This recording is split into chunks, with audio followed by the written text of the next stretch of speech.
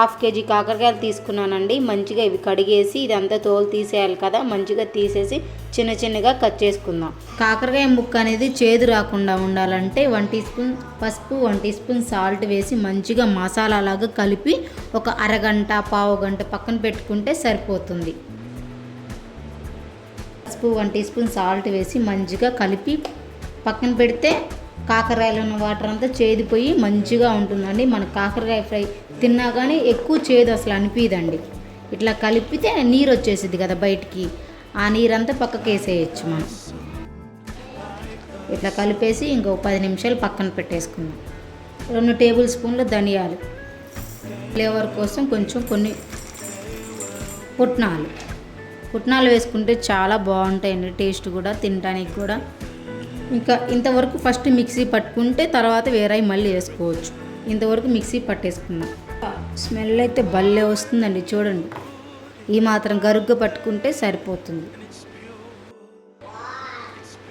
ఇంకా మాదైతే ఊర్లో కారం కాబట్టి నేను ఈ పెద్ద చెంచా కారం వేస్తున్నానండి, సరిపోతుంది. 1 టీ స్పూన్ సాల్ట్. కాకరకాయ ఫ్రై అంటే మెయిన్ మనకు కావాల్సింది మాత్రం వెల్లుల్లిపాయలేనండి. నేనైతే ఒక గడ్డ వెల్లుల్లిపాయలు తీసుకున్నాను. ఇంకెంతవరకు ఇప్పుడు మనం మిక్సీ పట్టుకుంటే సరిపోతుంది. చూసారు కదా, ఇట్లా చూడండి స్మెల్ అయితే భలే వస్తుందండి. ఇది మాంసంలో కూరలు వేసుకున్నా కూడా చాలా బాగుంటుంది. నీళ్ళు ఉన్నాయి కాకరకాయలు. ఇక ఇట్లా పిండి ఎత్తే అది అట్లా నీళ్ళు పడాలండి. ఇట్లా చేసేసుకొని వేరే గిన్నెలో వేసుకుందాం.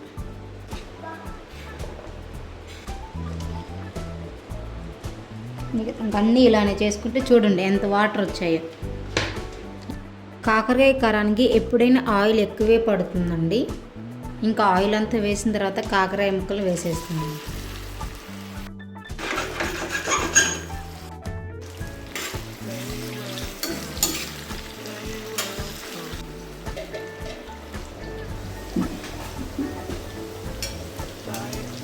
చూసారా ఆల్మోస్ట్ మగ్గిపోయాయి.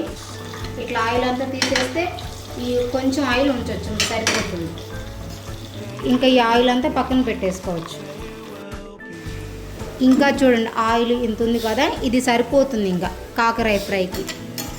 ఇంకా నేనైతే ఇంకా గిన్నె తీసే పని లేకుండా ఇంకా అందులోనే కాకరకాయలంతా సైడ్కి అనేసి పోపు వేస్తున్నానండి. అదేనండి తాలింపు వేస్తున్నా. ఇంకా ఈ పోపు కూడా చూడండి గోల్డ్ కలర్లో వచ్చేసింది కదా. ఇంకా మనం ముందే మిక్సీ పట్టుకున్న ఎల్లిపాయ కారం వేసేసుకుందాం.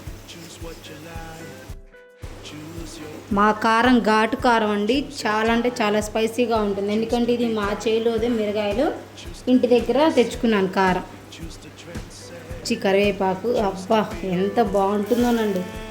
కరివేపాకు వేసిన తర్వాత ఒక్కసారి అట్లా అన్నీ కలిపితే స్మెల్ భలే వస్తుందండి.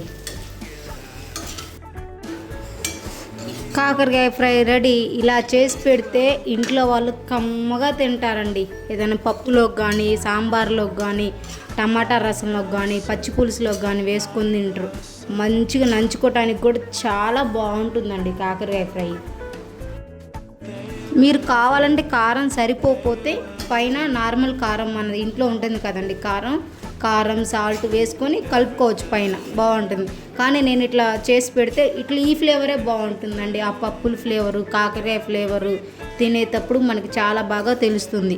ఇంకా ఆ కారం సరిపోతుందండి, మరీ ఎక్కువైనా కడుపులో మంట వస్తుంది కదా. ఇలా చేసి పెడితే ఇంట్లో పెద్దవాళ్ళు పిల్లలు కూడా తింటారండి. ఎందుకంటే చేదు ఉండదు కదా. మంచిగా కాకరకాయ హెల్త్కి చాలా మంచిది, ఆరోగ్యానికి కూడా మంచిది కదండి. ఇష్టంగా తింటారు. మా ఇంట్లో అయితే అందరూ తింటారండి ఇలా చేసి పెడితే. ఇట్లా చేసి పెడితే మా బాబు అయితే చాలా ఇష్టంగా తింటాడండి. ఆ వీడియో కూడా తీస్తాను వాళ్ళు తినేటప్పుడు, మీరు కావాలంటే చూసేయండి. ఓకేనా. చూడండి కాకరకాయ ఫ్రై గుమ్మలాడిపోతుంది. ఇట్లా చేసి పెడితే కడుపు నిండా తింటారండి ఇంట్లో వాళ్ళు కూడా. ఒకసారి ఇలా ట్రై చేయండి. ఓకేనా. ఎప్పుడైనా అన్నం తినేటప్పుడు అండి ఫస్ట్ కర్రీ వేసుకోవాలంటండి, చాలామంది పెద్దవాళ్ళు చెప్పారు కదా. వేడి అన్నంలో కాకరకాయ ఫ్రై వేసుకొని అట్లా నెయ్యి వేసుకొని తింటే నా స్వామి రంగా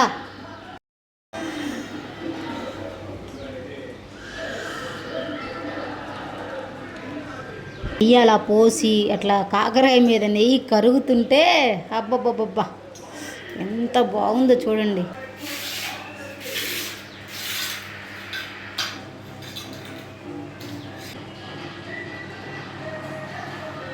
సూపర్ అంటే సూపర్ ఉంది. కాకర ఇంత కూడా చేదు లేదు.